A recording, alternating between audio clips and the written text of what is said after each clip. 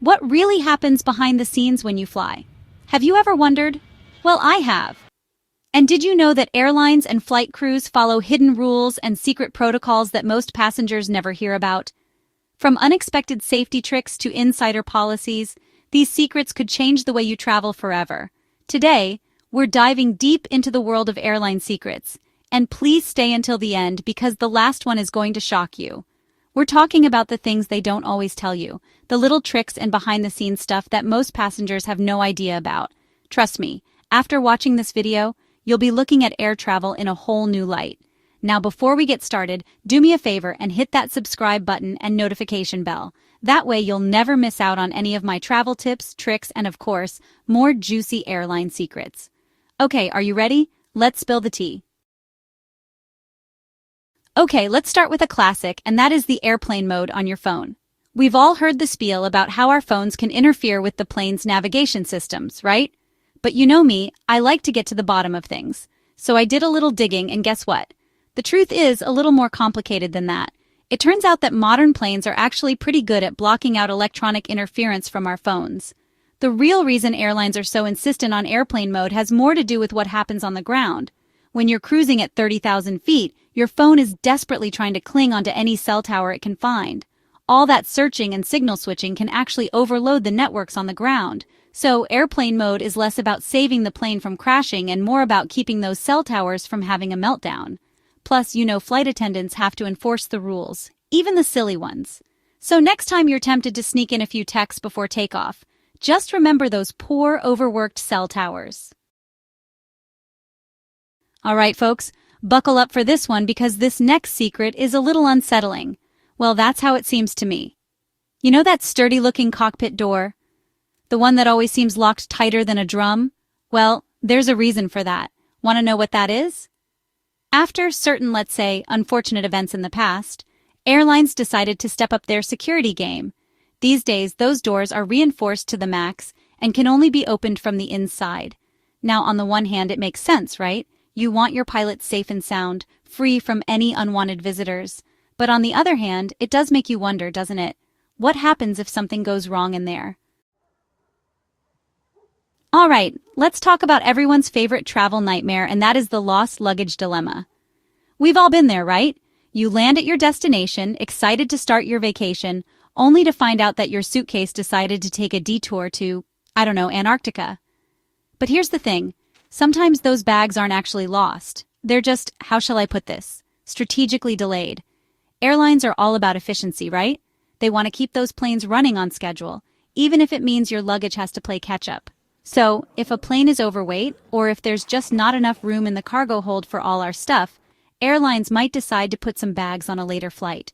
Now, most of the time, this all works out in the end. Your bag arrives a few hours late, you get a free toothbrush from the hotel, no harm, no foul. But sometimes things go really wrong. Bags get mislabeled, sent to the wrong airport, or worse, accidentally loaded onto a flight to a whole different continent. Ever notice how airlines like to set the mood with some dramatic lighting during takeoff and landing? I always wondered what that was all about. You are about to find out like I did. There's actually a very practical reason behind those dimmed lights. See, takeoff and landing are the most critical phases of any flight. Now, imagine this. The unthinkable happens, and you need to evacuate the plane quickly. If the cabin lights are blazing bright, your eyes are going to be momentarily blinded when you step out into the darkness, or worse, into a smoky or foggy environment. So, dimming the lights is all about giving your eyes a chance to adjust. And speaking of being prepared, those open window shades? Same deal. It's all about visibility. Okay, let's talk about something near and dear to my heart, and that is beverages. Specifically, the beverages you get on a plane. Now, I'm a big fan of staying hydrated, especially when I'm traveling. But when it comes to airplane water, I'm sorry, but I have to admit, I'm a little bit picky. You see, there's a reason why you rarely see flight attendants sipping on the coffee or tea they serve to passengers. It's because the water used to make those drinks comes from the plane's onboard water tanks. And those tanks, my friends, aren't exactly known for their sparkling cleanliness. In fact, there have been studies, yes, actual scientific studies, that have found some pretty icky stuff lurking in airplane water. So what's a thirsty traveler to do? Well, most flight attendants I know stick to bottled water.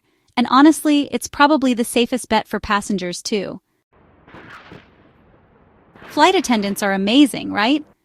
They're always so calm, cool, and collected, even when they're dealing with a plane full of stressed-out passengers.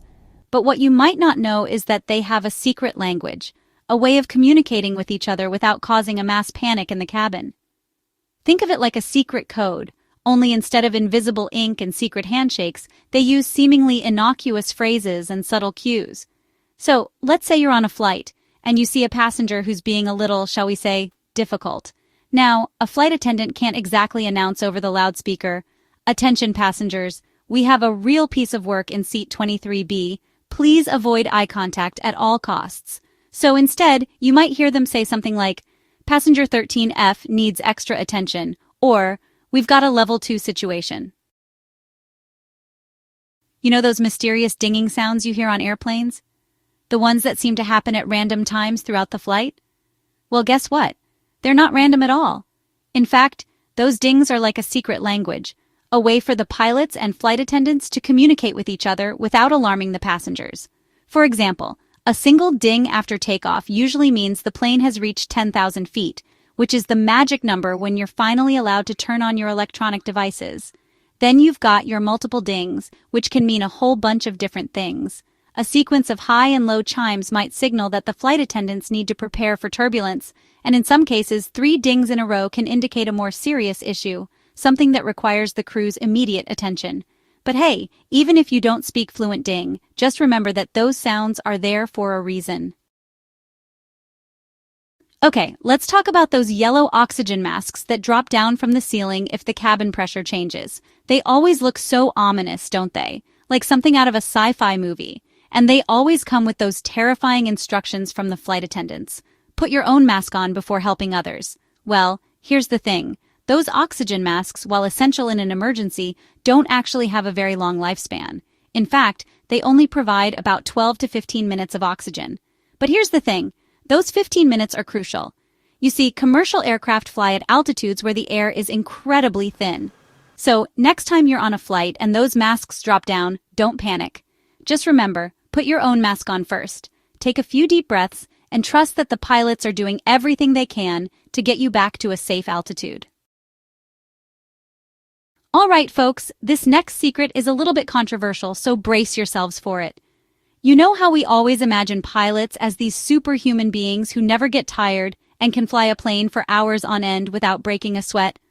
Well, I hate to break it to you, but pilots are human too. And just like the rest of us, they need their sleep, especially on those long-haul flights that can stretch on for what feels like an eternity. It's called controlled rest, and it's actually an approved practice by aviation authorities around the world. The idea is that by allowing pilots to take short, scheduled naps during flights, they're actually more alert and better equipped to handle any emergencies that might arise. Now, airlines take this controlled rest thing very seriously. They have strict rules about how long pilots can nap for, who can nap when, and what procedures need to be followed. Okay, let's be honest. Who hasn't dreamed of getting upgraded to first class? That magical moment when you go from cramped seats and lukewarm coffee to spacious legroom, complimentary champagne, and meals that actually look appetizing. Now, most of us assume that getting upgraded is about as likely as spotting a unicorn riding a roller coaster. But here's the thing. It's not impossible. In fact, there are a few little secrets that can increase your chances of getting bumped up to the good seats. First of all, it helps to be nice. Another pro tip: dress to impress. Now, I'm not saying you need to show up in a ball gown or a tuxedo, but let's just say that sweatpants and a stained t-shirt probably aren't going to score you any points. Another little-known secret: timing is everything.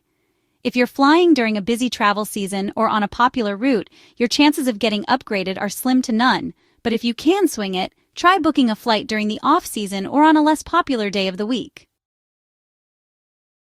Okay, here is the one you have been waiting for. Listen up. Have you ever looked up and wondered why some planes fly with almost no passengers? It's not a mistake. It's a deliberate airline strategy. Airlines sometimes operate ghost flights, empty or near-empty planes flying solely to retain their valuable landing slots at major airports. Now, let's break down why airlines do this, how it affects travelers, and what's being done about it. Believe it or not, airlines sometimes fly nearly empty planes on purpose, not to serve passengers, but to hold on to their valuable landing slots at major airports. Many airports follow a use it or lose it rule, requiring airlines to operate a certain percentage of their scheduled flights or risk losing their slots. Rather than give them up, airlines send ghost flights into the skies, burning fuel and increasing costs, all for the sake of keeping their place in the system. This practice wastes resources, drives up ticket prices, and harms the environment. While some governments have loosened the rules, airlines are still reluctant to change. So next time you see a plane overhead, it might not be carrying passengers. It might just be flying to keep a parking spot in the air.